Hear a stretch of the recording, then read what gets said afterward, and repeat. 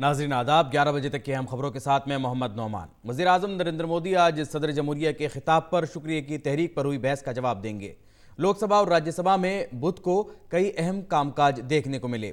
راجیہ سبھا میں وقفہ صفر میں شیو سینا نے انل دیسائی کے خصوصی ذکر کے دوران سی اے اے کی مخالفت میں یورپی پارلیمنٹ میں ایک قرارداد لائے جانے کا مسئلہ اٹھایا اور کہا کہ قرارداد پاس کی جانی چاہیے کہ بھارت اپنے داخلی معاملات میں دوسرے ملکوں کی مداخلت برداشت نہیں کرے گا۔ اس پر چیئرمین نے اتفاق رائے ظاہر کرتے ہوئے کہا کہ بھارت کے داخلی معاملات میں مداخلت کا کسی بھی ملک کو حق نہیں ہے۔ راجیہ سبھا میں سروگیسی بل کو لے کر سلیکٹ کمیٹی کی رپورٹ بھی ایوان میں رکھی گئی۔ رپورٹ میں مشورہ دیا گیا کہ سروگیٹ ماں کا قریبی رشتہ دار ہونا ضروری نہیں ہے۔ سروگیٹ ماں کی بیمہ مدت بھی 16 ماہ سے بڑھا کر 36 ماہ کرنے کی سفارش کی گئی ہے۔ ادھر لوک سبھا میں وزیر خزانہ نرملا سیتارمن نے راست ٹیکس وواد سے وشواس بل 2020 پیش کیا۔ بل میں راست ٹیکس مسائل کے معاملوں کے حل کے التزامات کیے گئے ہیں۔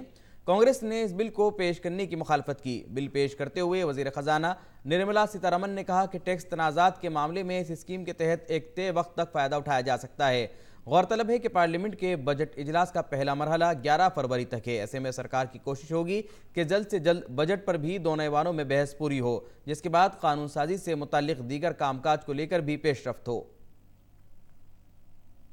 دلی اسمبلی انتخابات کے لیے انتخابی تشہیر شباب پر ہے۔ انتخابی مہم آج شام ختم ہو جائے گی۔ سبھی پارٹیوں نے ووٹروں کو لبھانے کے لیے پوری طاقت جھونک دی ہے۔ دلی کے سبھی 70 اسمبلی سیٹوں کے لیے سنیچر کو پولنگ ہوگی اور 11 فروری کو ووٹوں کی گنتی ہوگی۔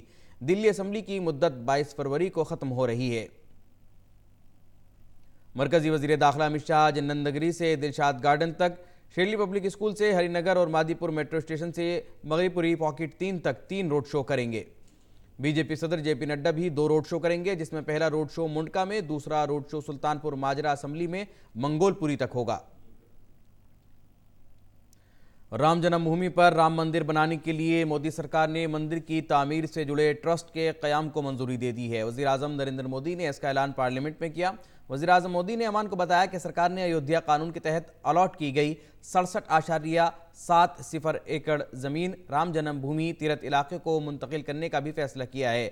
وزیر اعظم نے کہا کہ 9 نومبر کو فیصلہ آنے کے بعد سبھی اہل وطن نے بڑی سمجھداری کا ثبوت دیا تھا اور وہ اس کے لیے اہل وطن کی دل سے ستائش کرتے ہیں۔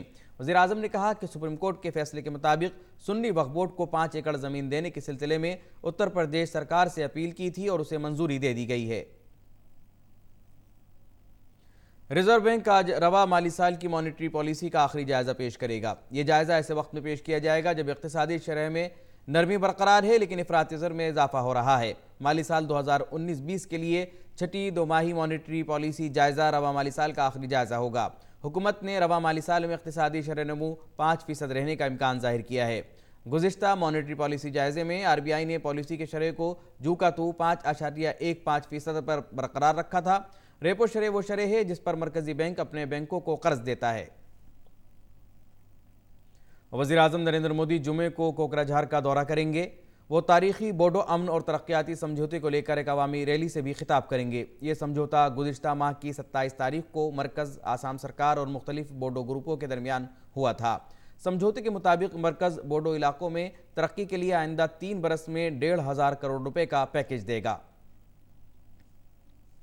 اور امریکی صدر ڈونالڈ ٹرمپ کو آخرکار مواخذے کے مقدمے سے نجات مل گئی ہے۔ 2 ہفتے تک چلے ٹرائل کے بعد اقتدار کے غلط استعمال کا الزام سینٹ نے مسترد کر دیا۔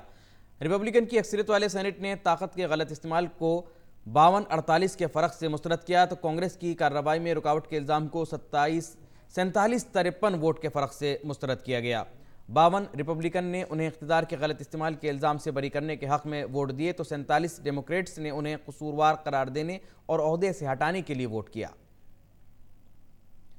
اور چین نے کورونا وائرس کے بڑھتے اثر کو روکنے کے لیے سخت اقدامات کیے ہیں۔ چین میں کورونا وائرس کے قہر سے مرنے والوں کی تعداد 564 تک پہنچ گئی ہے، جبکہ اس وبا سے 28,000 لوگوں کے متاثر ہونے کی تصدیق ہوئی ہے۔ بیرون ملک میں پھیلے اس وائرس کے 25 ممالک میں کل 191 معاملے سامنے آئے ہیں۔ حالانکہ چین سے باہر ابھی تک 2 ہی لوگوں کے مرنے کی خبر ملی ہے، جس میں ایک فلپائن اور ایک ہانگ کانگ سے ہے۔